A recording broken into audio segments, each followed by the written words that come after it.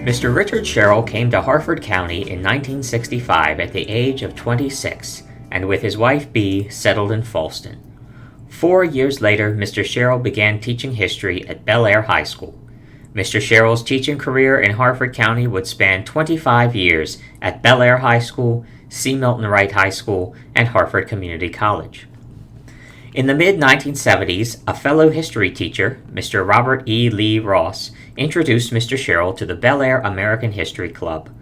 Among the mentors Mr. Sherrill encountered at the History Club were Mr. Ed Bull, founder of the Stepping Stone Museum, Mr. C. Milton Wright, author of Our Harford Heritage, and Mr. Wade Crismer, a noted local author and speaker about Maryland's role in the Civil War. All these men were named Harford County Living Treasures in the 1970s. In 1981, Mr. Sherrill became president of the Bel Air American History Club, a title that he holds to this day.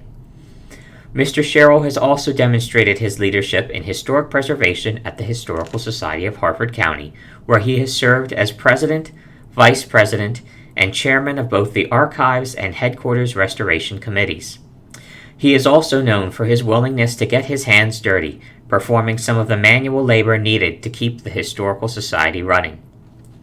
In addition to his leadership in the Bel Air American History Club and Historical Society of Harford County, Mr. Sherrill has served as a member and chair of the Harford County Historic Preservation Commission. Mr. Sherrill was named a Harford County Living Treasure in 2010. Mr. Sherrill's greatest interest and expertise is in the history of the lower Susquehanna River area of Harford and Cecil counties. This includes the region's lost towns of Lapidum and Conowingo, its waterborne commerce, arcs, rafts, steamboats, and ferries, its bridges, commercial fishing, and its furnaces.